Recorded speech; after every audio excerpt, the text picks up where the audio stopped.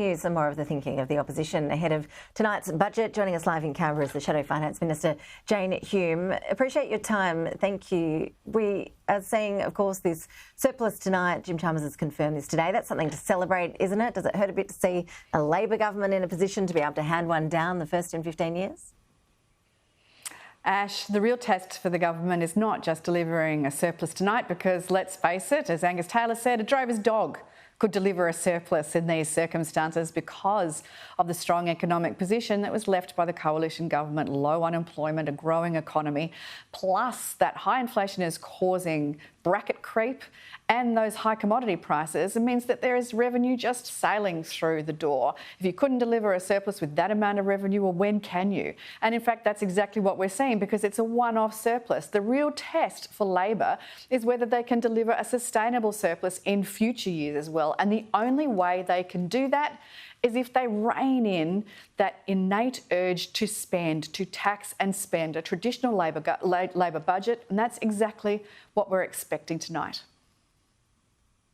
Let's look at taxing. I'm keen for your view on the revamp of the petroleum resource rent tax, the PART. We heard Olivia touching on this in her report just a few minutes ago. We saw the Teals there describing this as a missed opportunity. They're arguing essentially that the fact that the gas companies seem pretty happy with the outcome mean that the result is really too weak from Labor. Would you have liked the government to go on harder on that?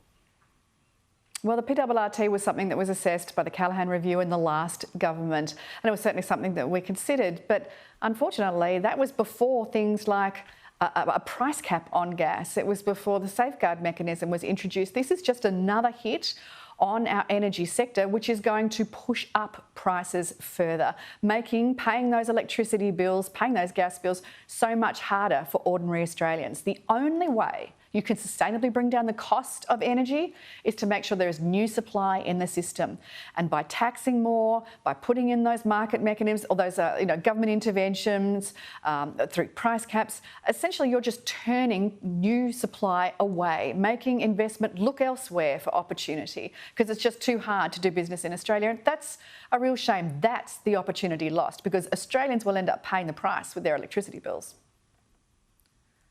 Jane Hume, no doubt a big job for you this week is helping Peter Dutton crafting his budget reply in a couple of days. Give us some hints. Is it so early in the election cycle that we shouldn't expect any big revolutionary announcements from him in that budget reply? Will it be more of a standard fare? What can we expect?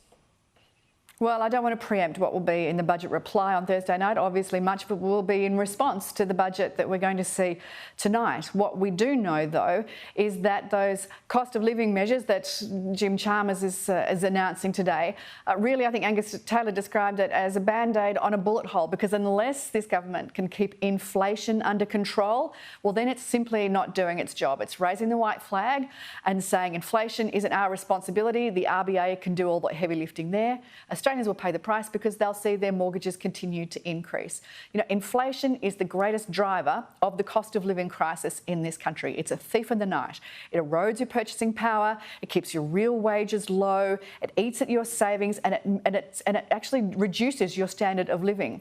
If Jim Chalmers is serious about improving the lives of Australians, all Australians, rather than just a select few, then maintaining and actually reducing inflation should be the number one priority of this budget. That's not what we're hearing.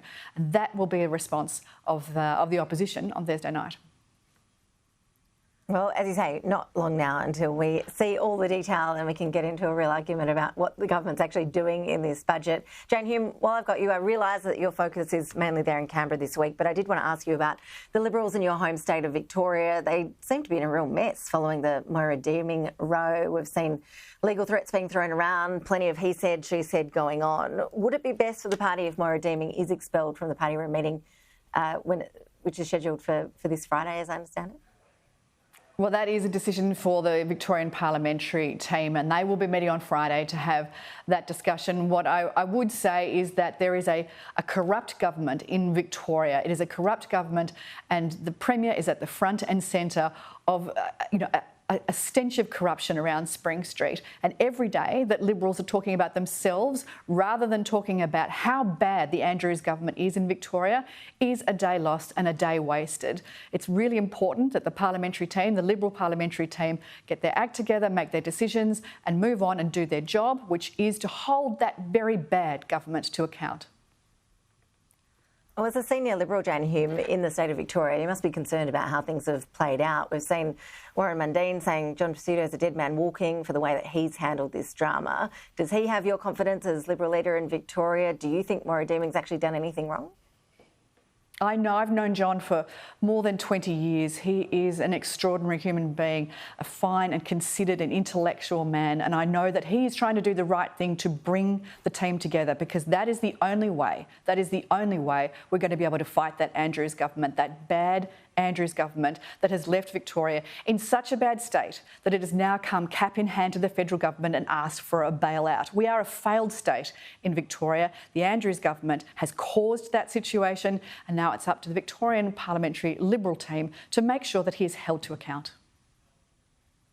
But as somebody so close to what's going on there, do you think that Maura Deeming has done anything offensive enough to warrant being expelled from the party? I think that that's a decision for the parliamentary team, and that's something that they will discuss this Friday. We know now that there are a number of Liberals that have had their concerns, that have moved this motion. That's their discussion to have, and it's their discussion to have behind closed doors. It's not for the federal team to intervene. OK, Jane Hume, really appreciate your time. We'll be hearing a lot more from you, no doubt, over the coming days after we see Jim Chalmers handing down that budget this evening. Thank you. Thanks, Ash. And of course, you can tune in to Sky News at 7:30 tonight for the best budget coverage. We'll be bringing you Treasurer Jim Chalmers' speech and also an in-studio interview live, plus our all-star lineup of Sky experts. And the Senate's crucial crossbenchers will be dissecting and debating all the big budget reveals. That's coming up at 7:30 p.m.